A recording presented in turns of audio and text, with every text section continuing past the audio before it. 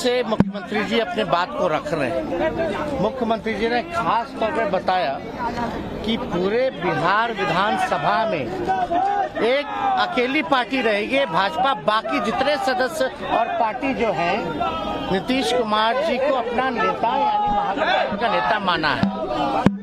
और सोचने वाली ये बात है कि पूरे नॉर्दर्न इंडिया में अगर आप देखें, हिंदी पट्टी में देखें तो भाजपा का अब कोई अलायंस पार्टनर नहीं रहा, एक भी अलायंस पार्टनर भाजपा का नहीं है।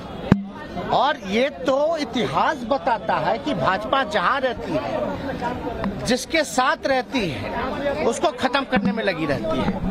आप पंजाब देख लीजिए, आप महाराष्ट्र देख लीजिए, और जो बिहार में हो रहा था वो किसी से छुपा है क्या? हर एक लोगों को पता है कि क्या भाजपा की तैयारी थी। लेकिन जो देश में जो अराजकता का जो माहौल बन रहा है, जो सांप्रदायिकता जिस प्रकार से फल फूल रही है, जिस प्रकार से सामाजिक न्याय पे हमला हो रहा है, उसको देखते हुए, देश के माहौल को, स्थिति को देखते हुए, चाहे महंगाई हो, बेरोजगारी हो, आप अर्थव्यवस्था देख लीजिए, देश की सुरक्षा देख लीजिए, चीन घुस करके घर बना लिया, गांव बसा रहा है, आप क्या कार्रवाई कर रहे हैं? तो पूरी चीजों को देखते हुए, और आज का तो दिन भी बहुत ही महत्वपूर्ण दिन है। और महत्वपूर्ण दिन क्या है कि आज के दिन ही क्विट इंडिया की शुरुआत हुई थी, यानी अंग्रेजों भारत छोड़ो का नारा शुरुआत हुआ था।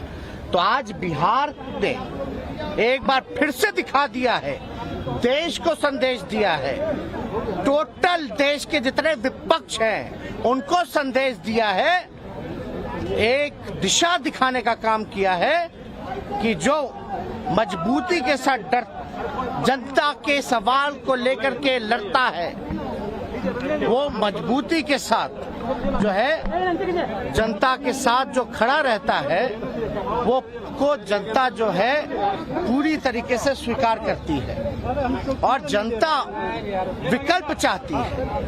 आप देख लीजिए, बिहार को विशेष राज्य का दर्जा नहीं मिला। माननीय मुख्यमंत्री जी ने अपना काम किया, कई प्लेटफॉर्म पे इन्होंने प्रधानमंत्री जी के सामने पटना यूनिवर्सिटी की मांग की, लेकिन मान लीजिए पटना यूनिवर्सिटी को उसका दर्जा नहीं मिला अब तक।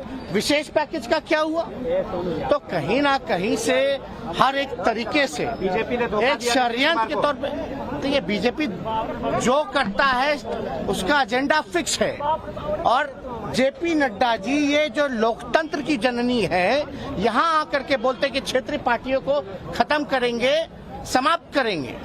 तो इसका मतलब क्या है? यानी विपक्ष को समाप्त करेंगे। विपक्ष को समाप्त करेंगे मतलब लोकतंत्र को समाप्त करेंगे। यानी लोकतंत्र की जननी में आकर के आप लोकतंत्र को चुनौती दे रहे हैं, ये बिहार के लोग नहीं सहेंगे। ये हमारा दायित्व है सबसे पहले देश के संविधान को बचाना। और हम तो नीतीश कुमार जी को धन्यवाद देते हैं कि इन्होंने एक फिर से एक बार जो है लीडर निर्णय लेने का काम किया। आप बीजेपी का तो एक ही काम है, डराओ, जो डरता है उसको डराओ और जो बिकता है उसको खरीदो। पूरे देश में क्या हो रहा है आपको नहीं पता, अभी झारखंड में क्या हो रहा है नहीं पता, महाराष्ट्र में क्या हुआ नहीं पता। तो इसलिए सभी लोगों ने, आज हमारे यहाँ 5 दलों की बैठक हुई महागठबंधन की, और हमको जिम्मेवारी दी गई निर्णय लेने की। तो हमने यही बोला कि मुख्यमंत्री जी अगर कोई निर्णय लेते हैं उसके बाद हम अपना निर्णय लेंगे। इन्होंने निर्णय लिया बिहार के हित में, नेशनल इंटरेस्ट में, लोकतंत्र बचाने के लिए, संविधान बचाने के लिए, अमन चैन गंगा जमुना तहजीब बचाने के लिए। तो इसलिए, और हम लोग तो समाजवादी लोग हैं, हमारे पुरखों की जो विरासत है वो कोई और ले जाएगा क्या? ये हमारे पास रहेगा। तो इसलिए माननीय मुख्यमंत्री जी को धन्यवाद देते हैं। हम अपने पार्टी के राष्ट्रीय अध्यक्ष आदरणीय लालू जी को धन्यवाद देते हैं कि बीमार अवस्था में भी जो है, जो उनका भी जो निर्णय है, क्योंकि राष्ट्रीय अध्यक्ष है, उनके पास जब प्रस्ताव गया तो उनसे जब हम लोगों ने बात की, पार्टी के लोगों ने बात की, क्योंकि हर एक लोग, बिहार की जनता, हमारे पार्टी के वर्कर, हमारे पार्टी के विधायक सब लोग चाहते थे कि जो किसी भी तरीके से भाजपा का जो एजेंडा है उसको बिहार में नहीं चलने देना है। और लालू जी को तो आप जानते ही हैं, आडवाणी जी के रथ को रोका था, किसी भी कीमत में ना झुकने को तैयार है ना डरने वाले हैं, जो उनकी विचारधारा है उसकी लड़ाई लड़े। तो इसलिए हम पुनः मुख्यमंत्री जी को धराए। अरे भाई, हम लोग चाचा भतीजा लोग हैं, लड़े भी हैं, आरोप भी लगाए हैं, लेकिन हम लोग तो समाजवादी लोग हैं ना। तो हमारी जो पुरखों की विरासत है वो कोई और ले जाएगा क्या? हम लोगों का अधिकार नहीं है क्या? तो हर घर में लड़ाई होती है, हर भाई में बकझक होती है, तो उस पर ध्यान नहीं देना। अभी समय क्या है? समय क्या था? 2024 के लिए नीतीश कुमार क्या प्रधानमंत्री पद के अच्छे उम्मीदवार आपको दिख रहे हैं? देखिए, मुख्यमंत्री जी ने तो देखिए, जब हम लोगों ने जाति जनगणना के बारे में बात की, थोड़ी सी भी देरी नहीं लगाई। और दो बार जो है उस समय तो भाजपा के लोग ही जो है पूरी तरीके से अध्यक्ष थे उस समय के विधानसभा के चौधरी जी, विजय चौधरी जी, इनके ही अध्यक्षता में तो 2 बार पारित हुआ। तो उस समय भी आप बीजेपी का रोल देख रहे थे क्या था? यानी जो नेशनल इंटरेस्ट का जो एजेंडा था उसमें भी कितने इनका तो मूड क्लियर था। तो क्या पीएम मटेरियल आपको दिख रहा है? पीएम के लिए आपके दावेदार मानते हैं?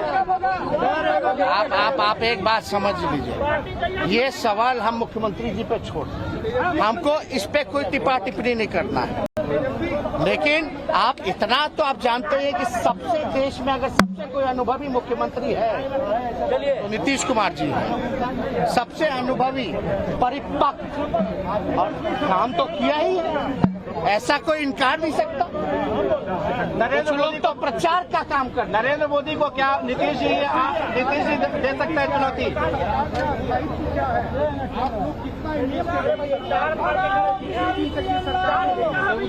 बिना इंटरेस्ट के, और ये कोई अपना इंटरेस्ट नहीं है, ये बिहार का इंटरेस्ट है, बिहार के नौजवानों का इंटरेस्ट है। इसलिए 10 लाख जो रोजगार देने की बात की थी, क्या आपकी सरकार देगी? हम लोगों की बात चलेगी। अभी तो 10 लाख नौकरी, एक बार तारीख तो तय हो जाने दीजिए, 10 लाख तारीख तय हो जाने दीजिए, जनता के दुख दर्द को दूर किया जाएगा।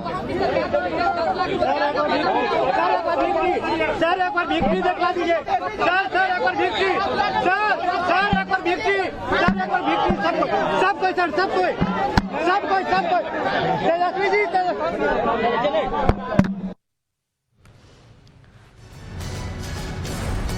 तो राज्यपाल को समर्थन की चिट्ठी सौंपने के बाद आप सुन रहे थे यहाँ पर नीतीश कुमार और तेजस्वी यादव को इस ज्वाइंट संबोधन में जो उन्होंने मीडिया को दिया। भारत छोड़ो आंदोलन आज ही के दिन शुरू हुआ था और आज ही बिहार ने एक बड़ा संदेश देश की राजनीति को दिया है। ये बात यहाँ पर तेजस्वी यादव ने की। उन्होंने कहा कि भाजपा का एजेंडा हम बिहार में नहीं चलने देंगे, क्योंकि बीजेपी का सिर्फ एक ही काम है कि पहले डराओ, और जो डरे नहीं, जो बिकने को तैयार हो उसे खरीदो।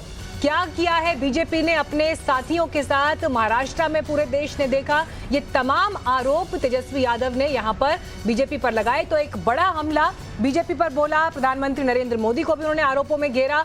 और ये सवाल जब पूछा गया कि 2024 के लिए क्या नीतीश कुमार होंगे नरेंद्र मोदी के सामने, तो इस पर उनका ये जवाब था कि उनसे अनुभवी और परिपक्व नेता आखिर है कौन, बाकी जवाब वो छोड़ते हैं। तो साकेत देखिए, आज सबकी निगाहें इस बात पे थी कि अब दोनों जब साथ मिलकर आएंगे सामने तो क्या बात कहेंगे, क्या संदेश निकलेंगे। तेजस्वी ने तो कह दिया कि घर के बर्तन होते हैं तो आपस में खटकते भी हैं, लड़ाई झगड़े भी होते हैं, लेकिन चाचा भतीजे की तरह राज करेंगे। नीतीश